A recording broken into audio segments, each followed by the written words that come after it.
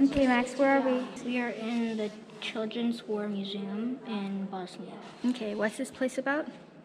So there's this kid in the war that he wrote a book, and it showed a lot of special things he had. And other kids too, Yeah. in the war. Okay. The War Childhood Museum in Sarajevo, Bosnia, holds all the precious things that kids had during the war in Bosnia and Herzegovina. In this video, I will show you some of the items and memories kids had during the war.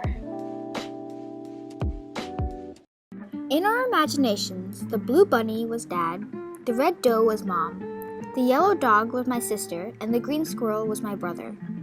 We would always play and share the toy bricks and cars so that everyone would build a house. From Boris, 1986. My father died on November 18, 1992.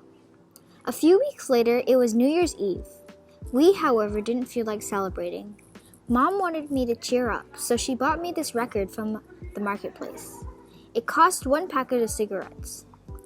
On the record's envelope, she wrote the following: "By listening to this music, I want you to forget the horrors of the war."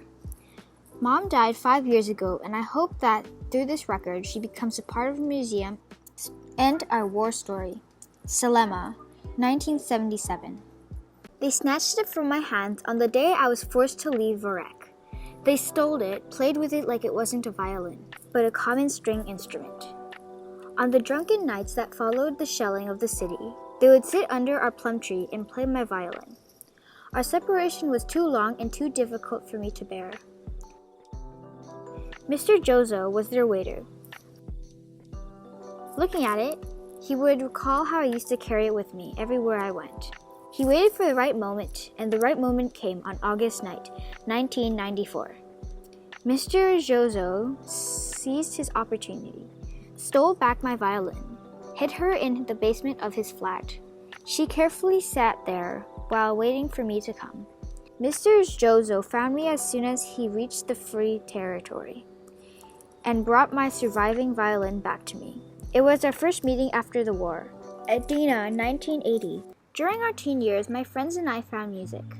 You couldn't find audio cassettes on sale, but we managed to record a lot of our songs on the old pre-war cassettes that our parents kept. When someone from the group got a hold of a better quality cassettes or 90-minute cassettes that would fit 2 albums, we entered a special mood. That casket we used when recording albums. The music I listened to during the war greatly impacted my worldview and the time spent with others back then. I also made my own music with the local bands. While at the same time writing songs, I keep on wartime notebooks, where I used to draw and write down my ideas about songs. Sometimes dark. For me, these notes were an escape from everything happening around me. Nerman, 1977. When the war started, I was very little. I almost had no toys, just those left to me by my sister, and no new toys could be bought in stores. My mom used to make a point of surprising me with homemade dolls she sewed herself. I remember I had one teddy bear made of wool cover. He had colorful buttons, but I didn't keep him. The toy I kept was this Calavan's doll with woolen hair and a drawn-on face. I can recall the moment I saw her for the first time. I was delighted by her looks, and especially her makeup. I named her Asmira. My Asmira's makeup would fade, but I would always refresh it with a felt tip pens and new colors. Perhaps this practice was particularly my favorite thing during the war. Zarhiba, 1990. The park behind my building was our childhood meeting place. There we had 2 soccer fields, a playground with a chin-up bar and swings. July 12, 1992 was an unusually quiet summer day. Not a single grenade fell on our neighborhood. We, the neighborhood children, gathered at the park to play in the good old days. My friend and I went a bit further from the jungle gym and played our game called Cries that we made up. We brought plastic rings from the nearby energy shop, which we tried to toss onto twigs that were stuck into the ground. Whoever had the most rings stuck into the twigs would be the winner. And just before we started to play, a grenade hit the structure that we were just moved away from and split it right through the middle. It was 2:50 p.m. The grenade knocked me to the ground and I lost conscience. My friend was a little further from the destination than I had been, so she was able to run to the house. Her father ran up to me and shook me. Only then did I regain conscience. He told me to wrap my hand around his neck and began to cradle me into the back of the building. After a few meters, I was completely conscious. I told him that I could crawl on my own. Only when I entered the building did I feel that I was wounded. That day, 4 of my friends were killed at those chin-up bars. Only 3 of my friends and I survived. Harris, 1978. I was 10 when the war started. I was in Gorzad the whole time. The city was under Sergei for 4 years, meaning they were without water, power, and heating. Shelling was a daily occur.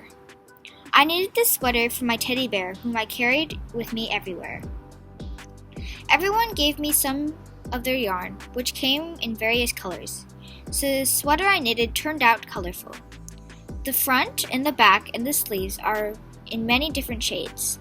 I kept it into this day, so that I could have one wonderful memory. It would remind me that I was a child and lived in conditions and learned valuable skills. Arena, 1982. On the day of my birth, December 15, 1993, a shell hit the area below one of my windows. My bed was next to it. The bed was littered with glass shards and pieces of sharp edges. I left the hospital the next day. My birth certificate was issued on January 1994. And starting the next day, despite being less than a month old, I began to receive half a loaf of bread and everything else the adults received. The package of my birth certificate contained the dates I received the package, as well as my vaccination dates, which are listed in the column. Leisha, 1993. Leela was a special dog. She protected our home to the last. Although we were not there anymore, in the period since the war started in April of 1992 until September of the same year that we had to leave, she was wounded several times. We were terribly worried about Leela because she was there alone. Back then, I could not meddle with my parents' decisions. They believed that our dog was too big for Grandma's apartment. Since we were not coming back, our neighbors from the street, the ones who had stayed, sent us letters which were delivered to us by soldiers or messengers. This letter, addressed to my brother and I, was written by our peers. I am, even today, unable to read the whole letter without having tears streaming down my face and my heart racing fast. Leela did not survive the war. Later on, through my elementary, as well as high school education, she played a part in all my writing assignments and drawings. She was instilled in my great love, a memory of goodness, loyalty, courage, a story of deep presence in our lives, and of one dog that is very dear and wonderful to me. Nida, 1981. This doll is my friend. Because I am my mother's only daughter, I used to think of her as my sister too. The doll reminds me of my grandmother because she gave me the doll when I was 3 years old.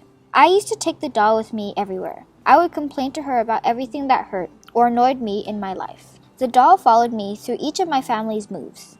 I could not find satisfaction or comfort in any of those places. When we were living in Zahal camp for widowed women, I would take the doll with me to fill water jugs. Now she lives with me in this orphanage. The doll lives with me and witnesses all my happy and painful moments in life. I slept with her by my side for a long time. I am continuing my studies now and trying to discover from the war in order to do, as my mother would say, build a future for myself. I wish that everything would go back to the way it was before. Halada, 2008. Evil settles roots when one man thinks he is better than others. Mother Teresa.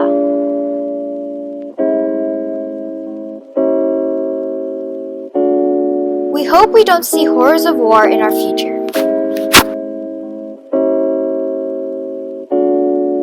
Keep the peace and love.